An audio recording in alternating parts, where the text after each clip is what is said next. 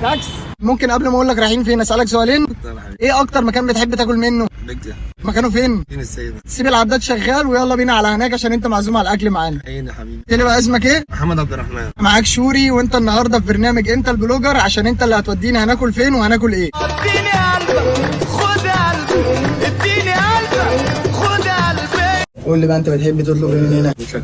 وانا كمان زيك، اتنين مشكل. تاكل من هنا بقالك كام سنه؟ بقالي أكتر من 20 سنة، لسه عربية صغيرة. من زمان جدا وأنا بحب الحاجات دي، حتى لما كنت في الجزارة وكنت بعملها في البيت بنفسي. أنا جزارة أساسا. قبل ما يجي لنا بقى الاكل بقى، قول لي انت بقالك كام سنه شغال تاكسي؟ أنا 7 سنين. عدى عليك طب مواقف غريبه في التاكسي؟ عليا مواقف كتيرة يعني فيها الخير وفيها السيء. ركبوا مرة مجموعة 4 نساء على الطوار على شمال كده بقى. تسلم. هم منزلين الستات فصلوا، ولقيت فيها كذا كارت، رنيت على الطرق كلها ما نعرفش الستات. قعدت معايا لحد ما اديتها ايه على عنوان الاتصال، بس الستات دول كانوا راكبين معايا من العصر يعني قرب المغرب، وانا شغال بالميكروباص لحد حوالي 11 بالليل وانا واقف في ميدان رمسيس، لقيت الستات دول جايين يروحوا ماسكين فيا. هو ده الناس طبعا اتلمت والحكومه والسواقين وعملت عليا حفله. انت تسمع جالك حاله ذهول، 3 سلاسل ذهب، جنزير، كفه من اللي بتلبس في الايد دي، انسيالات، خواتم، غوايش، كل ده في البوك 5000 جنيه فلوس. والله وحياة رب الكون لو هي بتحكي في الاحلام محل اسمها قلت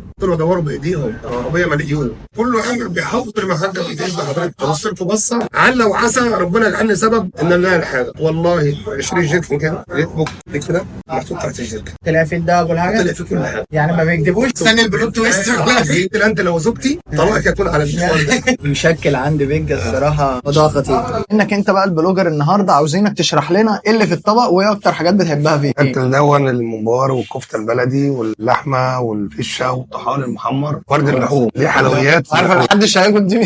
شفت كريم عبد العزيز؟ حساب الاكل كان 540 جنيه والمشوار ب 50 جنيه. وبما ان عم محمد هيشوف الكومنتات يبقى قولوا له هو نجح بنسبه كام في الميه انه يبقى بلوجر. لو عندك فرصه انك تقول جمله العالم كله يسمعها، ايه الجمله اللي تحب تقولها؟ اقول حاجه على بلدي مصر، اشوفها في اجمل حال واشوف شعبها في اجمل حال على مستوى العالم. امر الله كل العالم يحترمه ان شاء الله بعد كده. وانت راجل محترم وتستاهل كل خير. وشرفت بيك، سعيد بيك والله، يا ريت نلتقي تاني ان شاء الله. شاكرين، ما تنسوش تعملوا لايك شير سبسكرايب.